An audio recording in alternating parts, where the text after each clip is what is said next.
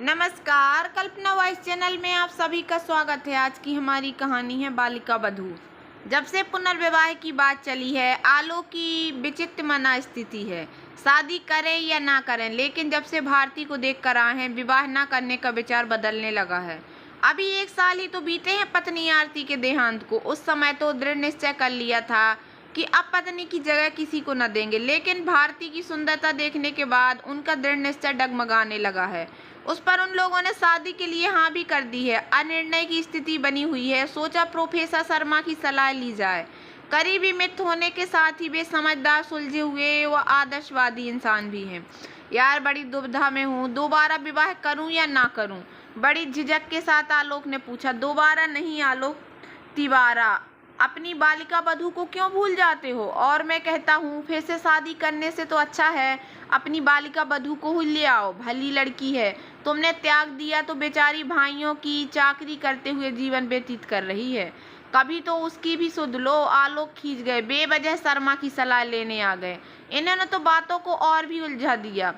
अब उस पागल को घर ले आऊं जिसका चेहरा तक न देखा कभी, जिससे सालों पहले ही नाता तोड़ चुका हूँ। सरोज नाम था उसका। आलोक तब यही कोई 16-17 साल के थे। पढ़ना लिखना चाहते थे, लेकिन परिवार के बाल विवाह की परंपरा के बलि चढ़ गए। बाबूजी के दबाव के चलते नाना कहते हुए भी सरोज से विवाह करना पड़ा। चूंकि सरोज अभी 12-13 साल की थी, इसलिए गौना 5 साल बाद होना तय हुआ। आलोक खुश हो गए कि बाबूजी ने सरोज नाम का जो फंदा गले में डाला था, 5 साल तक उसने पीछा छूटा। वो जी जान में पढ़ाई में जुट गए। इसी बीच आलोक के बाबूजी का देहांत हो गया। माँ तो पहले ही चल बसी थी। बाबूजी ही कभी कभार सरोज की सुध लेते थे, पर उनके देहांत के बाद तो आलोक ने जैसे उसे भुला ही दिया। 5 साल बाद जब सरोज के पिता ने गौने की बात छेड़ी, तो आलोक अभी नहीं कहकर बात टाल गए। इधर पढ़ लिख कर वो प्रोफेसर बन गए। दिखावा पसंद तो वे के ही। प्रोफेसर बनने के बाद अनपढ़ गवार सरोज उन्हें अपनी गृहस्थी के लिए अनुपयुक्त लगने लगी। उन्होंने साफ साफ कह दिया कि ऐसी गवार पत्नी को वो घर नहीं लाएंगे। और फिर कई लड़कियों को देखने के बाद उन्होंने आरती को पत्नी के रूप में चुना। अमीर घराने की आरती की सुंदरता, शिक्षा, रहन सहन के तरीके को देखकर आलोक आनंदित हो गई। ये बात और है कि आरती ने कभी गृहस्थी का कार्यभार न संभाला। सारे काम के लिए उसने नौकर लगवा दिए और खुद बन सवर कर दिन भर में घर में बैठी रहती। लेकिन आलोक को कोई शिकायत नहीं थी। इधर सरोज के बारे में कभी कभार सुनाई दे जाता कि उसका मानसिक संतुलन गड़बड़ा गया है। वो दिन भर बस पूजा पाठ, घर के काम काज में व्यतीत करती है। किसी ने मिलना जुलना नहीं, उठना बैठना नहीं। लेकिन आलोक पर इन बातों का कोई प्रभाव नहीं होता था। वो तो बस सलीकेदार पत्नी आरती को पाकर मगन थे। लेकिन उनकी खुशियों को शायद सरोज की आह लग गई। पिछले साल आरती को ऐसा बुखार हुआ कि वो ठीक ही न हो पाई। उसके देहांत के बाद एक बार फिर आलोक अकेले पड़ गए। घर में 2 नौकरों के साथ 1 साल तक सब यूं ही चलता रहा। लेकिन फिर लोगों ने सलाह देनी शुरू कर दी कि अभी उम्र ही क्या है, यूं अकेले जीवन थोड़े ही बीतेगा। शादी कर लो, तुम्हें आसरा भी मिल जाएगा, और वंश बढ़ाने के लिए कुल दीपक भी तो चाहिए। और ये लोगों की सलाह का ही नतीजा है कि दोबारा विवाह का जिक्र होने लगा है। खैर, आलोक दिखावेबाज भले ही हो, लेकिन बुरे इंसान नहीं है। उनके दूसरे दोस्तों ने भी उन्हें यही सलाह दी कि सरोज को ही वापस बुला लिया जाए। आलोक ने सोचा, कोशिश करने में बुराई नहीं है। वैसे तो स्वाभिमानी सरोज वापस आएगी नहीं, और आई भी तो मैं ऐसा सख्त व्यवहार करूंगा जिससे कि 4 दिनों में ही भाग जाएगी। यही ठीक रहेगा। दोस्तों के बीच अच्छा भी बन जाऊंगा, और मानसिक संतुलन खो चुकी सरोज के साथ निभाना भी नहीं पड़ेगा। आलोक स्वयं नहीं गए, बल्कि अपने नौकर को भेज दिया सरोज को लाने, ये सोचकर कि नौकर को देखकर ही शायद सरोज ना लौटे। लेकिन ऐसा नहीं हुआ। शाम को जब आलोक कॉलेज से लौटे तो एक स्त्री पानी के गिलास के साथ हाजिर हो गई। आलोक अचंभित थे। चाय बनाओ, कुछ नाश्ता करेंगे? वैसे नाश्ता तैयार है। स्त्री की आवाज़ सुनकर आलोक चेते, लेकिन कुछ भी न बोलते बना। मैं सरोज हूँ, शायद आपने पहचाना नहीं मुझे। हाँ हाँ, ठीक है। आवाज़ थोड़ी सख्त कर ली आलोक ने, जैसा कि उन्होंने पूर्व योजना बना रखी थी। मुझे चाय नाश्ता वास्ता नहीं करना, चाय ही ले आओ, थकान दूर हो जाएगी, कहकर बिना उत्तर प्रतीक्षा किए सरोज रसोई की ओर मुड़ गई। आलोक दंग थे। आरती जब तक जीवित रही, कॉलेज से लौटने पर कभी पानी का गिलास तक लेकर नहीं खड़ी रही, ना ही कभी चाय नाश्ता पूछा। उसके रहते ये जिम्मेदारी नौकरों ने ही पूरी की। तभी सरोज चाय ले आई। आलोक चाय पीकर तरोताजा हो गए, लेकिन घर पर अधिक समय वो नहीं बिताना चाहते थे। सरोज उन्हें फांसने के फिराक में है और वो उसे और मौका नहीं देना चाहती, इसलिए फौरन निकल गए। देर रात घर लौटे तो सरोज सोफे पर बैठी इंतजार कर रही थी। देखते ही बोली, हाथ मुंह धो ले, खाना लगा देती हूँ। क्यों, नौकर नहीं है क्या घर में? मैं उनसे खाना लगवा लूंगा, तुम्हें तकलीफ करने की जरूरत नहीं। पति को खाना नौकर परोसे, ऐसे संस्कार मेरे नहीं।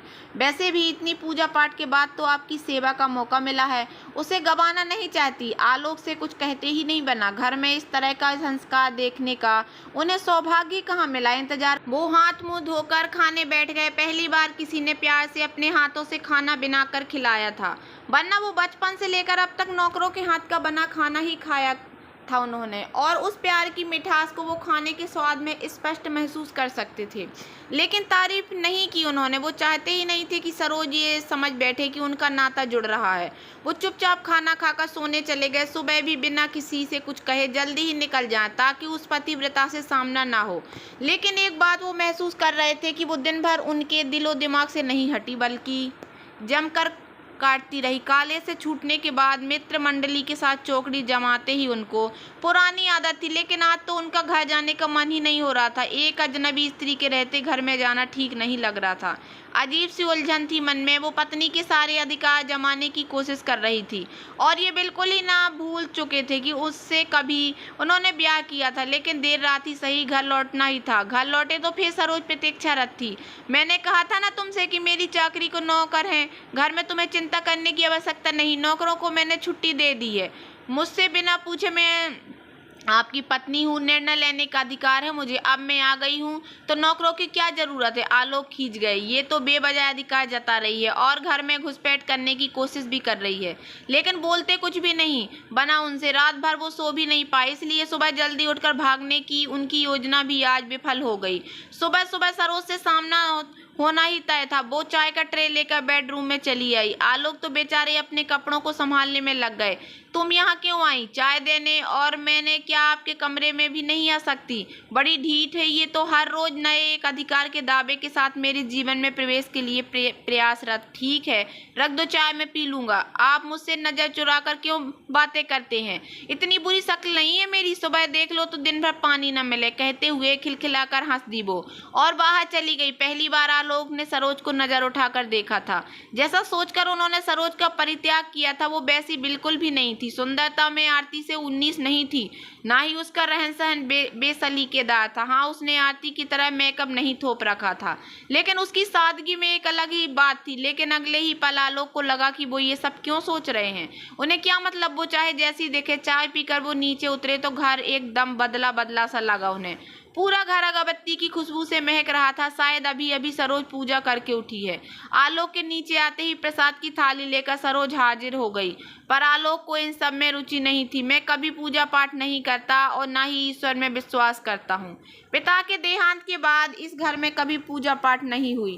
बेहतर होगा कि तुम भी अपनी नौटंकी इस घर में ना चलाओ और ना ही इस घर को अपने अनुसार चलाने का प्रयास करो। आलोक ने जानबूझकर बहुत सख्ती से ये बात कही थी, लेकिन सरोज के चेहरे पर उन्हें कोई रोष नजर नहीं आया। मैं अपने अनुसार घर चलाने का प्रयास नहीं कर रही हूँ। हाँ, लेकिन जब से इस घर में हूँ पूजा पाठ का अपना नियम नहीं बदलूंगी। बरसों पूजा करके ही तो आपको पाया है। अब अगर पूजा छोड़ दूंगी तो ईसा समझेंगे कि मैं स्वार्थी हूँ। काम बन गया तो उन्हें भुला बैठी। आलोक फिर अचंभित उस स्त्री का अब उसके पति के कारण ही परित्याग कर दिया। उस पति के लिए उपवास, व्रत, पूजा पाठ कोई स्त्री कैसे कर सकती है और किस विश्वास के बल पर? शायद सरोज ने आलोक के मन की बात पढ़ ली थी। मुझे विश्वास था ईश्वर मेरे साथ बुरा नहीं कर सकते। जन्म जन्मांतर का रिश्ता ऐसे टूटता है भला? इतना विश्वास एक ऐसे व्यक्ति पर जिसे परखने का मौका भी नहीं मिला कभी। नहीं, सब बकवास है। मुझे फांसने और आकर्षित करने की कुशल चाल, लेकिन मैं इनकी बातों में आने वाला नहीं हूँ। यूं 1 महीने कब बीत गए आलोक को पता ही नहीं चला। लेकिन इस दौरान वे महसूस करने लगे कि सरोज की उपस्थिति अब उन्हें बुरी नहीं लगती। सच पूछे तो घर क्या होता है, रिश्ते किस तरह जिए जाते हैं, सहेजे जाते हैं, सरोज के इस घर में आने के बाद ही पता चला। उसकी हर बात का, हर हरकत करना चाहती हो भी आरती से तुलना करते और इस तुलना में सरोज हमेशा आरती को पछाड़ देती। लेकिन वो ये बात सरोज पर हाजिर करना नहीं चाहते। वो तो बात बात पर कड़वी बातें कहने, उसका अपमान करने का कोई मौका नहीं चूकते थे। लेकिन सरोज हर हाल में शांत बनी रहती, बस चुपचाप जिम्मेदारियां निभाते हुए। कोई अपेक्षा नहीं, कोई सपने नहीं। शायद पति के घर में जगह मिल जाने के बाद उसका कोई सपना शेष बचा ही नहीं था। लेकिन इसी बीच एक घटना घट गई। आलोक अपने बेडरूम में सोए थे। आधी रात बीत चुकी थी कि बिस्तर पर किसी के हाथ का स्पर्श पाकर वो हड़बड़ा कर उठ गई। ये सरोज का हाथ था। बस उन्होंने न आगे देखा न पीछे, बस सरोज पर बरस पड़े। शर्म नहीं आई तुम्हें आधी रात को एक पुरुष के कमरे में यूं प्रवेश करते? अब तक जो करती आई तुम उसे मैं अनदेखा करता रहा। मुझ पर, मेरे घर पर जबरन अधिकार जमाती आई, फिर मैंने कुछ नहीं कहा। लेकिन अब तुम मेरे शरीर पर भी अधिकार जमाने की योजना बनाने लगी हो। जब मैं तुम्हें अपनी पत्नी मानता ही नहीं तो क्यों मेरे गले पड़ी हो? छी, मैं तो सोचता था कि तुम शरीफ और संस्कारी स्त्री हो। सरोज की आंखें भर आईं, लेकिन वो एक शब्द न बोली, फौरन कमरे से निकल गई। सुबह आलोक की आंखें खुली तो उसे लगा कि आज तो चाय भी नसीब नहीं होगी। रात को इतना कुछ सुनने के बाद शायद सरोज मुंह फुलाए बैठी होगी। लेकिन नीचे उतरे तो डाइनिंग टेबल पर चाय नाश्ता तैयार मिला। हाँ, रोज की तरह सरोज का मुस्कुराता हुआ चेहरा नजर नहीं आया उन्हें। वो बेचैन से यहाँ वहाँ देखने लगे, लेकिन सरोज नजर नहीं आई। बस उन्हें लग रहा था कि शायद रात को वो कुछ ज्यादा ही कह गए थे। उन्हें इस तरह प्रतिक्रिया नहीं करनी चाहिए थी, लेकिन फिर अगले पल सोचा, बोल दिया तो बोल दिया। अब इतनी सी बात के लिए माफी थोड़ी ही मांगूंगा। उस दिन आलोक कॉलेज चले तो गए, पर पढ़ाने में उनका मन बिल्कुल नहीं लगा। पहली बार सरोज का अपमान करके उन्हें इतना बुरा लग रहा था। काफी सोच विचार के बाद आखिरकार उन्होंने तय किया कि सरोज से जाकर कह ही दूंगा कि गलती हो गई। रात को अचानक नींद खुल जाने की हड़बड़ाहट में अनाप शनाप बोल गया, लेकिन आवाज थोड़ा सख्त ही रखूंगा। हाँ, यही ठीक रहेगा। कैसे बात करनी है, क्या कहना है, पूरी स्क्रिप्ट की पूरी दिन में कई बार रिहर्सल करने के बाद शाम को जब वे घर लौटे तो रोजाना की तरह सरोज उन्हें पानी के गिलास के साथ नजर नहीं आई। उन्हें थोड़ी बेचैनी हुई। 1-1.5 महीने से आते ही सरोज को देखने की आदत सी पड़ गई थी। तभी नौकर मोहन पानी लेकर आ गया। अरे तुम कब आए? मालकिन ने बुलावा भेजा, कहा कि वो जा रही हैं, इसलिए आपका ख्याल रखने के लिए मैं आज ही आ गया हूँ। आपके लिए एक पत्र छोड़ गई हैं। अच्छा, तुम जाओ, एक कप चाय बना लाओ। मोहन को भेजकर आलोक फौरन पढ़ने बैठ गए। क्या संबोधन दूं तुम्हें, समझ ही नहीं पा रही, इसलिए बिना संबोधन की पत्र शुरू कर रही हूँ। जानती हूँ तुम खुश होते आज मेरे जाने से, और ये भी जानती हूँ कि मेरे आने के पहले ही दिन से तुम इसी प्रयास में थे मैं घर छोड़ जाऊं, इसलिए बात बात पर मेरा अपमान करते रहे। वरना इतना बुरा बोलना तुम्हारा स्वभाव नहीं है, ये मैंने पहले दिन ही तुम्हारा चेहरे देखकर पढ़ लिया था। तुम अपने लक्ष्य में सफल हुए। खैर, मुझे कोई शिकायत नहीं। ईश्वर ने पति सेवा का भले ही कुछ दिनों के लिए सही मौका जो दिया है, उसके लिए मैं उनकी बड़ी आभारी हूँ। शेष जीवन इन्हीं दिनों को याद करके गुजार दूंगी। पत्र लिखने का कारण शिकायत करना नहीं है, बस अपनी सफाई देना चाहती हूँ। हालांकि झूठ को झूठ साबित करने की कोई ज़रूरत नहीं होती, और ना ही मुझे ऐसी आदत है। उस दिन रात को मैं तुम्हारे कमरे में तुम्हारा प्यार पाने की इच्छा से नहीं आई थी। अपने पति का प्यार पाने की सोचने की भी गलती नहीं कर सकती।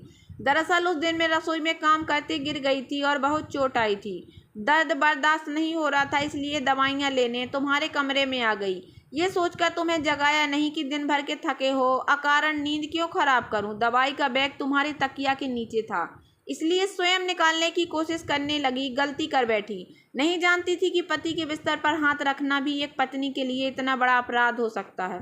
तुम्हारी किसी बात का इतने दिनों में बुरा नहीं माना, लेकिन अपने चरित्र के विरुद्ध कुछ नहीं बर्दाश्त कर सकती, इसलिए जा रही हूँ। मोहन को बुला भेजा है और उसे सारी बातें समझा दी हैं। वो मुझसे भी बेहतर तुम्हारा ख्याल रखेगा। सरोज पत्र पढ़ते पढ़ते आलोक की आंखों से अश्रुधारा बह निकली। शायद ये पश्चाताप के आंसू थे। नहीं, अब सरोज को वो और वनवास नहीं देंगे। और जब सरोज जैसी पत्नी है तो भारती से पुनर्विवाह करने का तो प्रश्न ही नहीं उठता। इस बार वो स्वयं जाएंगे सरोज को लेने, पूरे जीवन भर अपने पास रखने के लिए। उसे शेष जीवन की पत्नी का वो सारा मान अधिकार देंगे जिसकी वो अधिकारिणी है। आज उन्हें पहली बार सरोज की अहमियत समझ में आ रही थी, और विवाह की भी। आज वो सोच रहे थे कि सचमुच 7 फेरे का बंधन बहुत मजबूत होता है। हम लाख कोशिश करें, लेकिन ये बंधन नहीं टूटता। ईश्वर सामने पत्नी के रूप में उनके लिए सरोज को ही चुना था। उन्होंने आरती से विवाह करके ईश्वर की इच्छा के विरुद्ध जाने की कोशिश की। शायद इसलिए ईश्वर ने आरती को उनसे छीन लिया। हमारे कानून की तरह ईश्वर की अदालत में भी शायद दूसरे विवाह को वैधानिक नहीं माना जाता, लेकिन अब सारी गलतियों को सुधारने का अवसर आ गया है। अगली सुबह उन्होंने भारती के परिवार में संदेशा भिजवा दिया कि उन्हें विवाह नहीं करना, और स्वयं सरोज को लेने के लिए निकल पड़े।